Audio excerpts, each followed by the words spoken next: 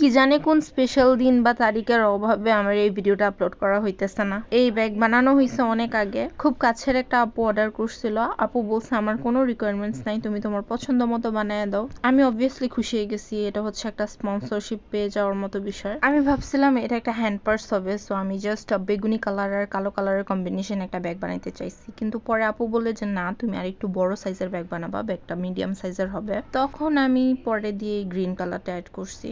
আমার কাছে সত্যি মনে হইতেছিল যে এই কালার কম্বিনেশনটা খুবই ইউনিক হবে, আর সত্যি বলতে এটা ইউনিক ছিল।